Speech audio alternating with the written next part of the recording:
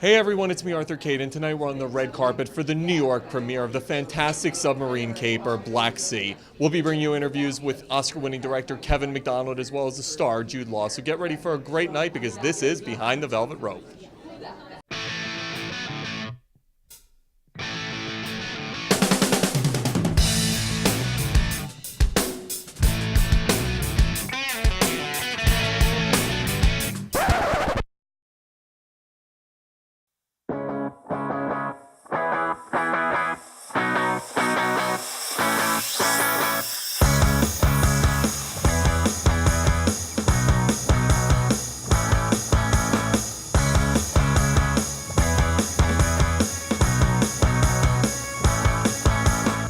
Hey everyone, it's me Arthur Kade, Jude Law, one of my favorites. And this movie, Black Sea, absolutely loved it. I was telling Kevin Macdonald, it's fun and it's Ocean's 11 meets the Legend of Sierra Madre meets so much. Isn't that great? I love that you say that. This is such a unique movie with such a unique premise, and I feel like it couldn't be any more of an appropriate time with the economic conditions where I they're agree. now.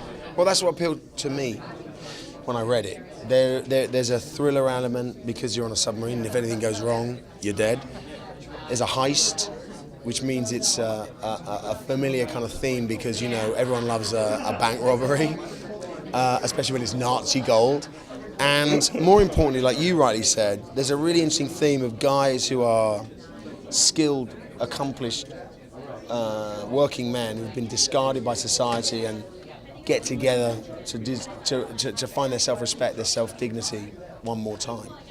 One of the things I love is you have this international cast, and Yes. we really see human nature take over and greed take over. Yep. Talk to me about working with that international cast and also the commentary here on human nature.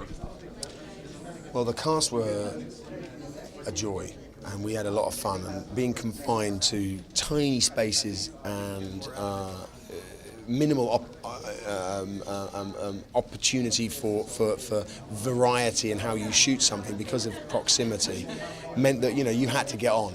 And so, you know, we kept our cool and we were a happy bunch, even though it was under a lot of duress. I mean, we spent 2 weeks, 3 weeks in a submarine. Tight quarters. But you're right in that what was interesting about the piece ultimately was that, you know, underwater in this sort of sealed universe, every man is equal and every man needs each other to survive. So there's a wonderful metaphor there. This movie's fun, but it's also a commentary on human nature. Yes. And how economic conditions can influence human nature. Yeah. Talk to me about your vision for this movie. Well, what I was trying to do was to make a movie that is fun and entertaining and a bit of a ride. You know, this is kind of a very tense film. Guys stuck underwater. Are they going to get out? Are they not going to get out?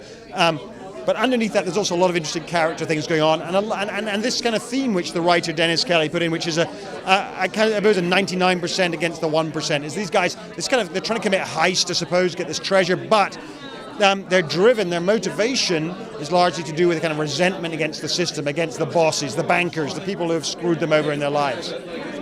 One of the interesting things is this movie couldn't have picked a better time period to come out because so much of this is relevant to what's happening right now.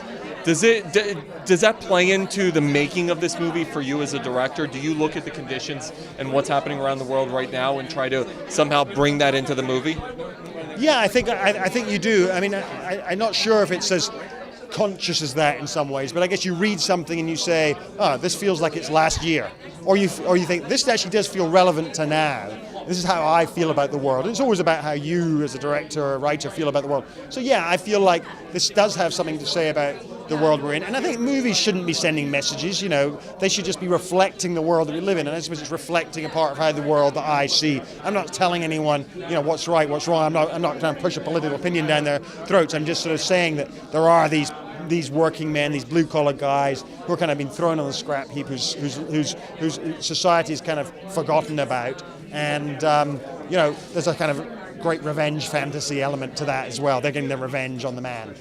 It really created this unique environment where we felt like we were underwater with these people as they were pursuing gold and killing each other. It was crazy. Talk to me about putting this movie together and writing it. Well, the challenge with the story was to find this environment where you could do what you're talking about, really. You could kind of make a sort of it's a bizarre combination of a heist movie and a submarine movie, you know. And normally submarine movies are military, where the only submarine film I know of that isn't a military film, you know. So those are the things that were really difficult about it. But once we got them in the boat, once you got the characters inside that metal tube, the drama just sorts itself out. You just need one thing to go wrong, and then you've got drama, you know.